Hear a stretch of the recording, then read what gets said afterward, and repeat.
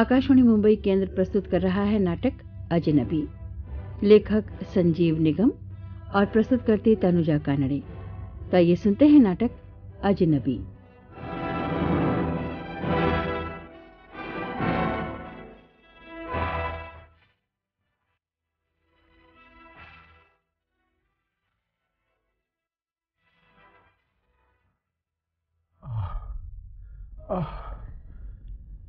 पानी। क्या है आनी, कुछ कहा? जरा पानी देना श्रीला। हाँ हाँ, ये लो। अब कैसा फील कर रहे हो? कुछ अच्छा? हाँ, शायद कुछ दर्द तो नहीं है, पर मन बड़ा बेचैन है, पता नहीं क्यों। हो जाएगा आराम। अभिनव गया है डॉक्टर अभिलाष को लेने। कौन डॉक्टर अभिलाष? अभी कुछ दिन पहले ही इंडिया से यहाँ आए हैं। एकदम यंग पर बहुत काबिल है। दिखा लो भाई, चाहे किसी डॉक्टर को दिखा लो। हमारे यहाँ कहा जाता है कि उम्र खुद ब खुद एक रोग होती है। जाने दो इसे। आपके यहाँ इंडिया में 60 साल को बड़ी उम्र वाला माना जाता है। यहाँ अमेरिका में it is quite young age. Young age? यहाँ रुककर सोचने का मौका ही कब मिलता है कि पता चले कि उम्र के किस दौर में पहुंच गए हम। ये आजकल तुम्हें क्या हो गया है ऋषि? बात बात में यहाँ की बुराई करने लगे हो। अब तो तुम्हें इंडिया छोड़कर अमेरिका आए एक जमाना हो गया है, फिर क्यों उधर की बातें सोचा करते हो? सोचने पर रोक कैसे लग सकती है शीला? वहाँ की याद आजकल खुद ब खुद आ जाती है। बड़ी अजीब बात है, मुझे तो कुछ याद नहीं आता वहाँ का। पर तुम वहाँ की हो कहाँ? तुम्हारे माता पिता सालों पहले भारत से यहाँ आकर बस गए थे। तुम यहीं पैदा हुई, यहीं पली बढ़ी और यहीं पर मुझसे शादी हुई, माँ बनी और अब। हाँ हाँ, पर शादी के बाद तुम्हारे साथ 2-3 बार वहाँ गई थी मैं। 2-3 बार जाने से कहीं से जुड़ाव नहीं हो जाता श्रीला। बस एक टूरिस्ट जैसा एहसास रहता है कि ताजमहल बड़ा खूबसूरत था, पर आगरा शहर की जिंदगी कैसी है इसका पता नहीं चलता। जुड़ाव तो मेरा है, जो वहां की मिट्टी में खेल कूद कर बड़ा हुआ है। और अब बिस्तर पर पड़ा हुआ है। लेट जाओ, लेट जाओ, ज्यादा बातें मत करो। बातें न करूं तो भी मेरा मन वापस वहीं अपने देश में भटकने लगता है। ओहो, फिर वही सब। 30 साल हो गए हैं तुम्हें यहाँ। अब यही तुम्हारा देश है, मेरा मत सोचो वहाँ के बारे में जो बहुत पीछे छूट गया है। कोशिश तो मैं भी करता हूँ, पर छोड़ो इसे, लेट जाओ और बोलो मत। आ गए Abhinav. Hi doctor. Hello madam. Doctor Abhilash, ये है मेरे फादर और आपके पेशेंट। हेलो सर, कैसे हैं आप? मैं तो खुद को ठीक समझता हूँ डॉक्टर, पर ये लोग कहते हैं कि मैं बीमार हूँ। ये अच्छी बात है कि आपको खुद पर भरोसा है। नहीं डॉक्टर, बल्कि असली परेशानी ये है कि अब खुद पर भरोसा नहीं रहा मुझे। ऐसा क्यों कहते हैं सर? लाइए जरा मैं आपको एग्जामिन कर लूं। अरे डॉक्टर, अपने यहाँ के आदमी हो इसलिए कह रहा हूँ। क्यों मेरे गए बीते केस में हाथ डालकर अपनी प्रैक्टिस जमने के पहले यहाँ बदनाम हो जाना चाहते हो? क्या कह रहे हो? ये कुछ नहीं हुआ है तुम्हें। ये कहो कि क्या नहीं हुआ है मुझे। ब्लड प्रेशर, डायबिटीज, कमर में दर्द और अब ये दिल का दर्द। क्या है डैड, आजकल क्यों इतनी बेकार बातें करते रहते हैं? हर समय उदास उदास, पूरे घर का माहौल ठंडा कर रखा है। कोई पार्टी नहीं, बाहर आना जाना नहीं। डॉक्टर, आप प्लीज किसी तरह इन्हें ठीक कर दीजिए। मुझे इनके कारण ख्वामखा घर पर काफी टाइम देना पड़ता है। स्टॉप इट अभिनव। और ऋषि, तुम भी चुपचाप लेटे रहो, डॉक्टर को अपना काम करने दो। Thank you madam. सर आप जरा सीधे लेटिए। हाँ हाँ सीधे, गहरे सांस लीजिए। ओके ओके, थोड़ा टर्न कीजिए। That's right. जरा हाथ दीजिएगा। ठीक है ठीक है। आपकी रिपोर्ट्स कहाँ हैं? लाइए इधर, मैं देख लूँ। अभिनव, तेरी आज रोमा के साथ डेट थी ना? क्या खाक डेट होगी? ये ठीक हो तब ना। रोमा से मिलने के बजाय डॉक्टर को लेने जाना पड़ गया था। कोई बात नहीं, आप फोन करके उससे प्रोग्राम तय कर लो। लीव इट मॉम, मैं बाद में मिल लूंगा। अभी मैं अपने रूम में जा रहा हूँ। जब डॉक्टर वापस आ जाए तब मुझे कह दीजिएगा, मैं जाकर उन्हें ड्रॉप कर दूंगा। डॉक्टर, आप कॉफी लेंगे? हाँ जी, अगर आपको कोई प्रॉब्लम ना हो। ओह नो, कोई प्रॉब्लम नहीं, ये हमारा कॉफी टाइम ही है। डॉक्टर, कॉफी मैं भी पी सकता हूँ? हाँ हाँ, क्यों नहीं। फिर ठीक है, इसी बहाने आपसे थोड़ी गपशप भी हो जाएगी। पता चला है कि आप कुछ समय पहले ही यहाँ आए हैं भारत से। जी हाँ, बस कुछ महीने पहले मेरे एक सीनियर डॉक्टर यहाँ सेटल हो गए थे। उन्हीं की बेटी से शादी हुई और बदले में मैं यहाँ आ गया। क्यों आए? जी बताया तो, अमेरिका में बसी लड़की से शादी के कारण। शादी?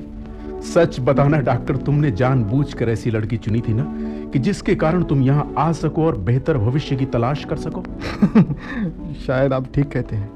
यहाँ की खुशहाल जिंदगी का आकर्षण मुझे यहाँ खींच लाया। बहुत सुन रखा था यहाँ के बारे में, मैं भी अपनी खुशी तलाशने आ गया। पर सच बताना, क्या डॉक्टर तुम वाकई अंदर से खुश हो? ये सवाल तुमसे इसलिए पूछा कि तुम अभी अभी यहाँ आए हो। वतन की यादें ताजे खुले घाव की तरह कसकती होंगी। समय के साथ साथ जब ये घाव भरेगा, तब तक तुम यहाँ की चमक दमक के इतने आदी हो चुके होगे कि असली खुशी की बात ही भूल जाओगे। बाद में कभी मेरी तरह बुढ़ापे की दहलीज पर खड़े होकर पीछे देखोगे तो पाओगे कि इतने साल बीतने के बाद भी अपनी जड़ों का मोह छूटा नहीं है, और यहाँ की समस्त धन दौलत के बाद भी अपने आप को गरीब महसूस करने लगोगे। क्या? क्यों इन्हें अपनी दकियानुसी बातों से बोर कर रहे हो? क्यों, है ना डॉक्टर अभिलाष? जी नहीं, ऐसी बात नहीं। अच्छा चलिए कॉफी लीजिए। अंकल तो अपने अनुभव की बात बता रहे थे। इनका अनुभव, और ये जब तक यहाँ दौलत बटोर रहे थे तब तक कोई तकलीफ नहीं थी इन्हें, और अब जब शरीर काम करते करते थक गया तो अपने पिछड़े देश की याद करने लगे हैं। अरे अगर इतना ही प्यार था तो उसे छोड़कर यहाँ आए ही क्यों थे? हाँ सच, मैं यहाँ आया ही क्यों था? डॉक्टर, आप क्यों यहाँ बोर हो रहे हैं? अगर आपके पास टाइम है तो अभिनव आपको यहाँ के कुछ अच्छे क्लबों में ले जाएगा, और फिर नो, मुझे वापस जाना है। मेरी ड्यूटी का टाइम हो गया है। छुट्टी के दिन भी यहाँ खाली टाइम नहीं मिलता, ड्यूटी लगी रहती है, क्योंकि यहाँ के लोकल डॉक्टरों के लिए छुट्टी का मतलब है छुट्टी, कोई काम नहीं। और हम लोगों की यही खासियत है कि अपने देश में मेहनत करने से कतराएंगे और विदेश में आकर कमर तोड़ मेहनत करेंगे। मैं कहती हूँ इतना बोले जा रहे हो, तुम्हारी तबीयत खराब नहीं होगी तो और क्या होगा? अब नहीं हो रहा वो दर्द वर्द बेचैनी? वो क्यों होगा? आखिर इनका मनपसंद टॉपिक जो है, यहाँ की बुराई वहाँ की तारीफ, पता नहीं क्या लगा रखा है। लोग चैन से बीमार भी नहीं पड़ते। एनीवे डॉक्टर, आपको चलना है। हाँ चलिए। Okay sir, bye. Bye madam. Bye. मैंने पिछले प्रिस्क्रिप्शन देख लिए हैं, अभी वही दवाइयाँ चलने दीजिए। अच्छा कोई चेंज होगा तो फोन पर बता दूंगा। डॉक्टर, अगली बार फुर्सत से तुम्हारे शहर और परिवार की बातें करेंगे हम। हाँ जी जरूर। Bye doctor. बाय।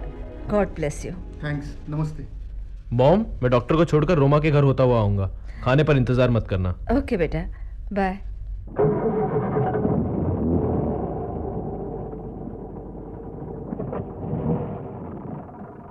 क्या कल्चर है यहाँ का। बाप बीमार है और बेटा अपनी गर्लफ्रेंड से मिलने को बेचैन है। तो क्या हुआ? तुम्हारा ख्याल भी तो रखता है, आखिर डॉक्टर को वही लाया था ना? हाँ, इतना भी बहुत है। अच्छा अब ज्यादा मत बोलो प्लीज, सो जाओ। अपने आप नींद कहाँ आती है श्रीला, बस वही पुरानी बातें याद आती हैं। लाओ जरा नींद की गोली दे दो। हाँ मैं लाती हूँ। ये लो पानी। बड़ा अच्छा लगा आज इस नौजवान डॉक्टर से मिलकर। अभी अभी भारत से आया है ना, इसलिए इसके साथ वहां की मिट्टी की मीठी मीठी खुशबू भी आई है। देखा नहीं जाते समय कैसे अचानक मुंह से नमस्ते निकल गया था। ओहो, अब चुप करके सो जाओ प्लीज। चलो मैं लाइट बंद कर देती हूँ। और ये एसी भी कम कर दो। ठीक है, बस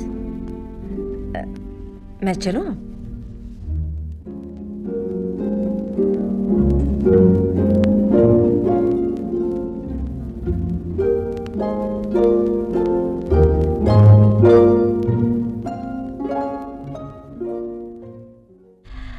अरे डॉक्टर, आप अचानक? क्यों, नहीं आना चाहिए था क्या? नहीं, मेरा मतलब था कि यूं अचानक कैसे आना हुआ ऋषि को देखने? जी नहीं, बिल्कुल नहीं।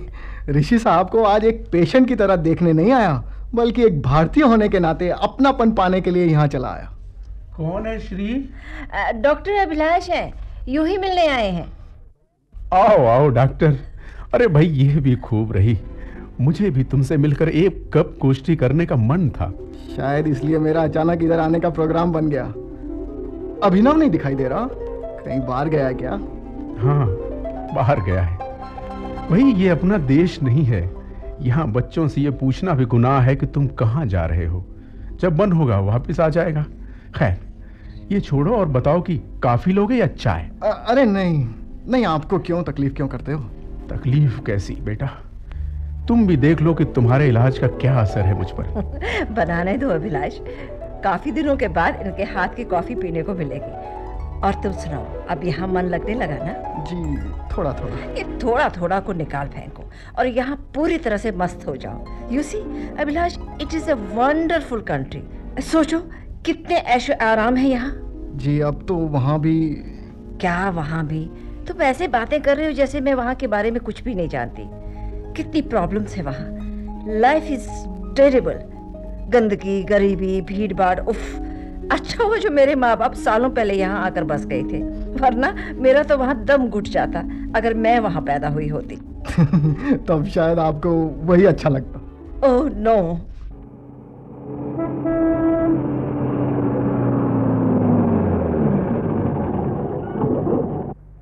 तुम आ गए Abhinav? Yes mom. Oh doctor, hi, how are you? मैं ठीक हूँ, तुम कैसे हो? और रोमा कैसी है?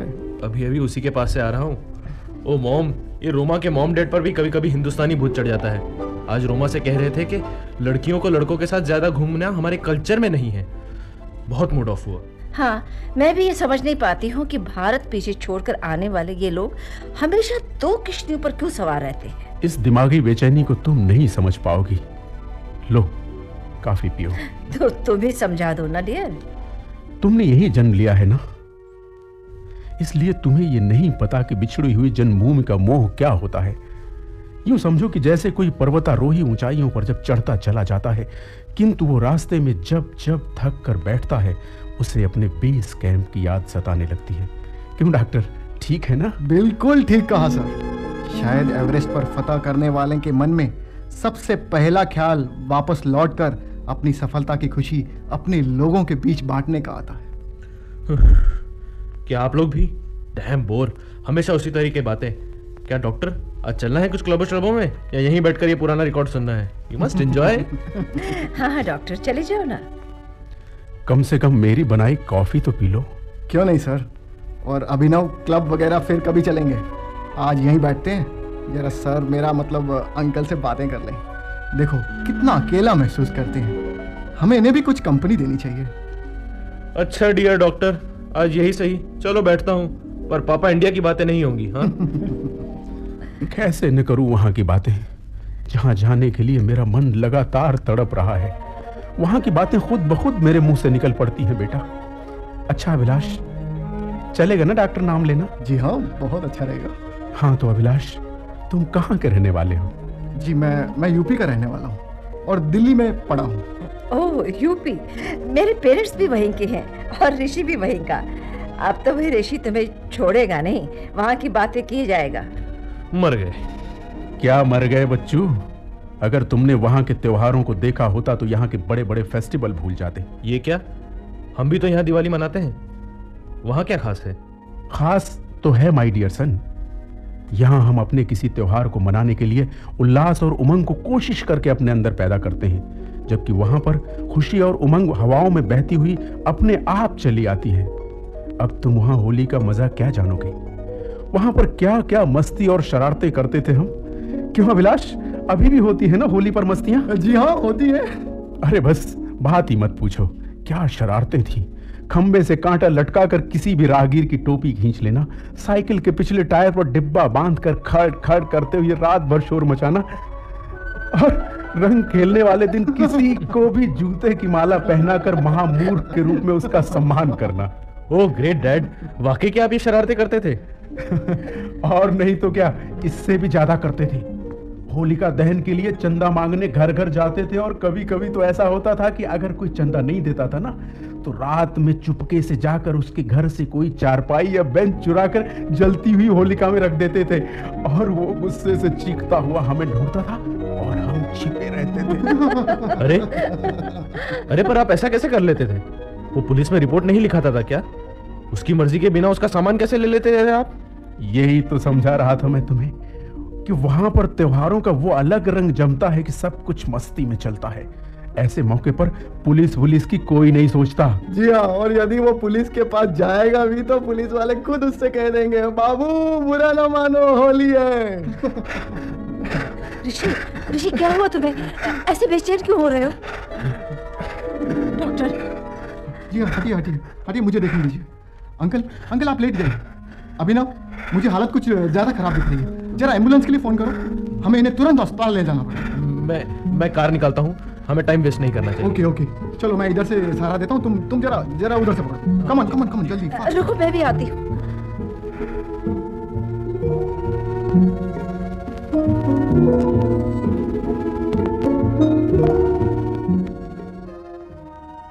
तीन दिन हो गए अस्पताल में भर्ती हुए। मुझे कुछ बताते नहीं कि क्या हुआ है। यहाँ पड़े पड़े मन घबराता रहता है। श्री और अभी जब आते हैं तब कुछ राहत मिलती है। हे भगवान। आ गई श्री? बहुत देर लगा दी। तुम्हारी रिपोर्ट लेने गई थी। क्या कहते हैं डॉक्टर? अभी तो कुछ नहीं, सारे टेस्ट करने के बाद ही कुछ कहेंगे कि ऑपरेशन कब करना है। ऑपरेशन? हाँ, ऐसा ही कुछ कह रहे थे। अब उम्र होने को आई है। खामखा इस चला चली के वक्त में शरीर को सुइयों से छलनी किए जा रहे हो। अच्छा चुप रहो। डॉक्टर तुम हो या वो? मॉम, ये लो जूस के टिन। जूस के टिन? हमारे यहाँ जूस ताजा निकला करता था, पर यहाँ जाने दो, वरना हमारा बेटा नाराज हो जाएगा कि फिर वही। ओह नो डैड, ऐसा नहीं है। सुनो श्री, अपने मन की बात बताऊं? मेरा मन कहता है कि इस बीमारी के चक्र से मैं निकल नहीं पाऊंगा। अब मैं सचमुच भारत वापस लौटने को बेचैन हूं। शायद ये तकलीफ, ये परेशानी अपनी जन्मभूमि की गोद में कुछ आराम पा जाए। ऐसा क्यों कहते हो? शांत रहो। नहीं, मुझे कहने दो श्रीला। जब पुरानी यादों के साए लंबे होने लगते हैं तो समझ लेना चाहिए कि जिंदगी की शाम हो चली है, और शाम होती देखकर आकाश में उड़ते सभी पंछी अपने बसेरों की ओर चल पड़ते हैं। मैं जब भी आंखें बंद करता हूं, मेरी यादों में बसा अपना मिट्टी का रंग, गली कूचे, संगी साथी सब किसी विशाल समुद्र की तरह अपनी बाहें फैलाए मेरी ओर दौड़ते चले आते हैं, और मेरा मन भी किसी बिछड़ी हुई लहर की तरह उनमें समा जाने को तड़प उठता है। डैड, आप सचमुच इतना सीरियस हैं वापस जाने के लिए? और अगर हम आपके साथ ना चल पाए तो? तब भी ओह नो। तुम्हें दुख नहीं पहुंचाना चाहता था श्रीला, पर अब यह सच है कि मैं अपने देश लौटने को इस कदर बेचैन हूं कि किसी भी कुर्बानी के लिए तैयार हूं। तुम कुर्बानी के लिए तैयार हो, पर हमसे भी ये पूछो कि क्या हम तुम्हें यूं अकेला जाने देने के लिए तैयार होंगे, वहां इतनी दूर कि तुम्हें देखने को आंखें तरस जाए? जीवन के इतने साल तुम्हारे साथ सुख दुख बांटते हुए यहाँ निकाले हैं, अब आखिरी वर्षों के लिए हम लोग अलग हो जाए? कैसे ऋषि, बोलो। क्या तुम्हारे पीछे छूट गए साथी रिश्तेदार आज तुम्हारे लिए इतने जरूरी हो गए हैं कि तुम अपने साथ चल रहे मुसाफिरों का हाथ छुड़ाकर भागने को बेचैन हो? मैं क्या करूं श्री, मैं क्या करूं? ये बातें मैं भी सोचता हूं, पर कहीं कुछ ऐसा है जो मुझे उस ओर खींचे जा रहा है। Forget it, Dad. इस हालत में मैं आपको कहीं जाने नहीं दूंगा। लगता है कि इस लंबी बीमारी ने आपको दिमागी तौर से हिला दिया है। Take rest. मॉम, मैं जाकर जरा डॉक्टर अभिलाष से मिलता हूँ। अच्छा।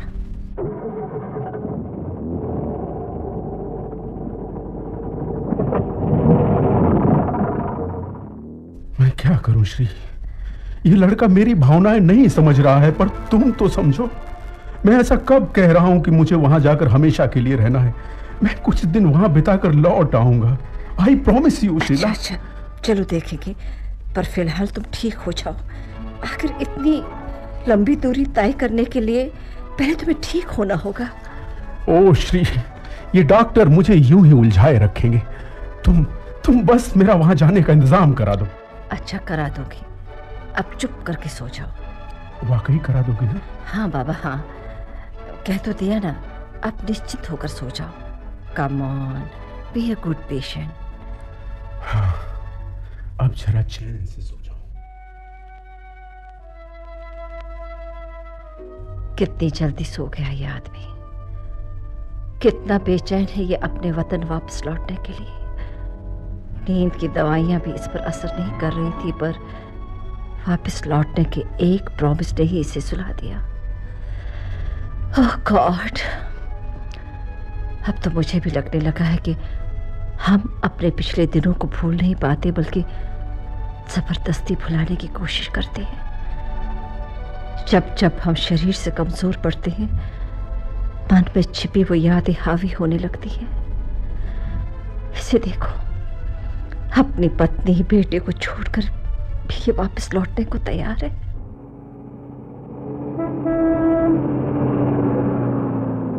मॉम, मैं आ गया। सो रहा है। सो गए? हाँ, और देखो तो कितने दिनों बाद इनके चेहरे पर शांति दिखाई दे रही है।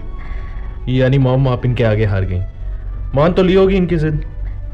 ये हार नहीं बेटा, बल्कि किसी की फीलिंग्स की इज्जत करना है। अब चाहे कुछ भी कह लो। क्या सो गए अंकल? जी हाँ, मैं सोचती हूँ डॉक्टर के इनको भारत भेजने का इंतजाम कर दिया जाए। वहाँ इनके भाई बहन, उनके बच्चे वगैरह सब है, केयर कर लेंगे वो। नो मैडम, आप ये क्या कह रही हैं? मैं तो दूसरी खबर लेकर आया हूँ। क्या? अंकल के दिल की हालत बहुत खराब है। हमें जल्दी इनका ऑपरेशन करना पड़ेगा। मैंने तो सभी तैयारियों के लिए भी बोल दिया है। डॉक्टर, कुछ ज्यादा घबराने वाली बात तो नहीं है ना? जी, अभी मैं बाकी कुछ बतलाने की हालत में नहीं हूँ। मैं थोड़ी देर बाद वापस आता हूँ। इन्हें कुछ और टेस्ट के लिए ले जाना पड़ेगा। क्या प्लानिंग चल रही है मेरे बारे में? कुछ नहीं, कुछ भी तो नहीं। ये डॉक्टर अभिलाष आए थे तुम्हें कुछ और टेस्ट के लिए ले जाने, पर तुम सो रहे थे। क्या डॉक्टर, और कितने टेस्ट करोगे? थक गया मैं इन टेस्टों से। और ये तुमने ऐसी मातमी सूरत क्यों बना रखी है श्रीला? कुछ सीरियस बात है क्या? मेरी हालत ज्यादा खराब है ना? क्यों डॉक्टर? जी नहीं, जी हाँ, जी नहीं, ऐसी बात तो नहीं है। रहने दो डॉक्टर। अपने अंदर की तरंगों को जितने अच्छे ढंग से मेरा मन पकड़ सकता है, तुम्हारी मशीनें उसे नहीं पकड़ सकती। मुझे खुद पता है कि मेरी हालत कितनी खराब है। ऋषि, चुप रहो। चलो टेस्ट के लिए चलते हैं। हाँ, चलो। इन डॉक्टरों को अपना फर्ज पूरा करने दो। चलो भाई डॉक्टर। लाइए डैड, मैं आपको सहारा देता हूँ। हाँ, क्यों नहीं बेटा। तुमने भले ही भारत न देखा हो, किंतु भारतीय माता पिता की संतान होने के कारण कुछ भारतीय संस्कार तो अपने आप आएंगे ही ना। चलिए सर, आराम से, धीरे धीरे। डॉक्टर अभिलाष, सुनो बेटे, तुमसे एक बात कहूं? जी। लगता है मैं तो शायद भारत वापस लौटने की इच्छा में अपने मन में लिए ही चला जाऊंगा, पर तुम यदि हो सके तो अपने वतन से दूर इस दूसरे देश में रहकर हमेशा हमेशा अपने आप से अजनबी मत बने रहना। बस अजनबी मत बने रहना, अजनबी मत बने रहना।